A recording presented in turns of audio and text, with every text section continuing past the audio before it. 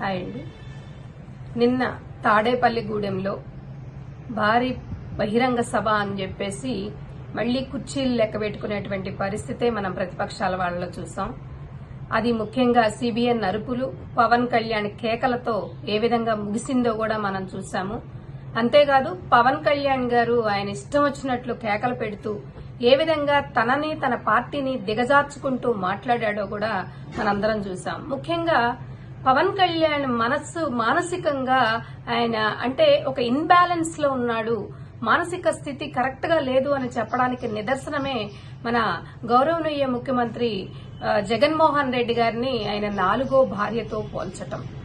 ఒక పక్కన చూస్తే ఎక్కడైతే వినాస్త్రీయ జననం నాస్తి, వినాస్త్రీయ గమనం నాస్తి, వినాస్త్రీయ జీవం నాస్తి, వినాస్త్రీయ సృష్టి నాస్తి అని చెప్పేసి పురాణాలు కూడా చెప్తూ స్త్రీని గౌరవిస్తేనే ఏదైనా అనేసి ఒక పక్క నొక్కి మరీ వక్కాణిస్తా ఉంటే ఈయన ఏం చేస్తా ఉన్నాడండి?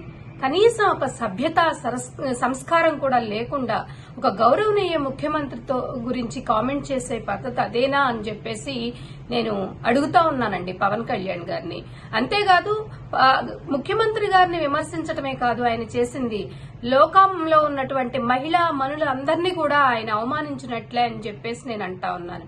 పైగా నిన్న సభలో ఆయన ఏంటండి వామనుడితోనూ విశ్వామిత్రుడితోనూ మహర్షులతో పోల్చుకుంటా ఉన్నాడు. మళ్లీ ఒక పక్క గాయత్రి మంత్రం 24 అక్షరాలు అని చెప్పేసి అమ్మవారి గురించి కూడా మాట్లాడతాడు. అసలు ఏం చేస్తున్నాడు ఆయన? ఒక పక్క సిబిఎన్ ని పొగుడుతున్నాడా, లేకపోతే వైఎస్ఆర్ కాంగ్రెస్ పార్టీని పొగుడుతున్నాడా, లేకపోతే జనసేనని పాతాళానికి తొక్కేస్తున్నాడా? ఒక విధంగా చూస్తే ఆయన ఏదో బలిచక్రవర్తి వామనుడిని పోల్చుకుంటూ ఏదో చెప్పాడు, ఆయనకు అర్థం కావట్లేదు. పవన్ కళ్యాణ్ జనసేన పార్టీని ఒక వామనుడిలాగా జనసేన పార్టీని అధపాతాళానికి తొక్కుకుంటున్నాడు. ఆయన వికృత చేష్టల వల్ల, అసభ్య పదజాలం వల్ల అని చెప్పేసి ఆయనకు అర్థం కావట్లేదు. ఒక పక్క మీరు నిన్న యువత గురించి కూడా మాట్లాడుతా ఉన్నారు. ఏం విశ్వాసాన్ని కల్పిస్తున్నారు, వాళ్ళకి ఏం పిలిపిస్తున్నారు అని మాట్లాడారు. ఇదే కావాల్సింది?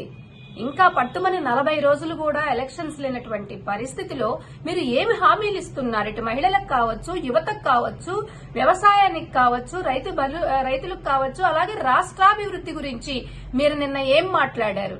అసలు కనీసమైనటువంటి ఒక అర్థం గాని పరమార్థం గాని ఉందా అని చెప్పేసి పవన్ కళ్యాణ్ గారిని నేను అడుగుతా ఉన్నానండి.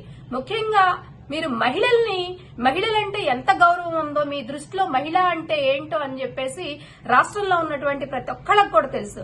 నేను మిమ్మల్ని ఒకటి అడుగుతున్నానండి.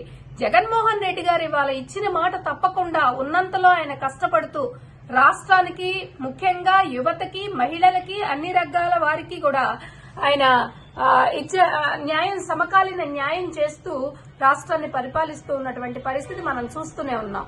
నిన్నటి సభలో మీరు చెప్పాల్సింది ఒక నమ్మకాన్ని, భరోసాన్ని ఇవ్వాల్సింది ప్రజలకి. అదన్నీ కూడా మర్చిపోయి ఒక పక్క ఎవరైతే ముఖ్యమంత్రి ఉన్నారో వారిని పర్సనల్ అసాసినేషన్ చేస్తూ దూషించటము, మానసిక స్థితిని కోల్పోయి మరీ కూడా మీ జనసేన ఎంత బలహీనంగా ఉందో ఏంటో అన్నీ కూడా మీకు మీరే బయట పెట్టుకున్నటువంటి పరిస్థితి దాపురించింది వాళ్ళ రోజున. ఒక విధంగా చూస్తే మీ మాటల వల్ల, మీ చేతల వల్ల మా పార్టీకి లాభమే గాని నష్టమైతే లేదు అని చెప్పేసి నేను ఈ మీడియా పరంగా మీ అందరికీ కూడా చెప్తా ఉన్నానండి. ముఖ్యంగా ఆయన అంటా ఉన్నారు, ఏంటి ఒక విధంగా చూస్తే మనం పోటీ చేయడానికి మన దగ్గర డబ్బుందా అంటాడు. 0 బడ్జెట్ ఎలక్షన్ అని చెప్పేసి బీజం వేసిందే మీరు. అట్లాగే 40 దశాబ్దాల అనుభవం ఉన్న టీడీపీ లాగా మనకేముంది అని చెప్పేసి మాట్లాడుతా ఉన్నారు.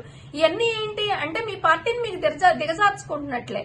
ఆల్రెడీ ఆంధ్రప్రదేశ్ లో జనసేన మీద, ముఖ్యంగా మీ కమ్యూనిటీలో నమ్మకం అనేది కంప్లీట్ గా నశించిపోయింది. కాబట్టి దాన్ని ఎలా బలోపేతం చేసుకోవాలి, కనీసం ఇచ్చిన 24 సీట్లైనా ఎలా నిలబెట్టుకోవాలి, దాని గురించి మీరు మాట్లాడితే బాగుంటుంది. ఈ విధంగా నోటికొచ్చినట్లు మహిళలను కించపరచడం కావచ్చు, మన గౌరవనీయ ముఖ్యమంత్రి జగన్మోహన్ రెడ్డి గారిని ఇష్టం వచ్చినట్టు మాట్లాడటం కావచ్చు, ఇవన్నీ చేస్తే ఇక జైన సైనికులు గాని, మహిళలు గాని ఉపేక్షించే పరిస్థితి అయితే రాష్ట్రంలో ఉండదు అని చెప్పేసి నేను గట్టిగా కూడా పవన్ కళ్యాణ్ గారికి చెప్తా ఉన్నానండి. జాగ్రత్త పవన్ కళ్యాణ్ గారు.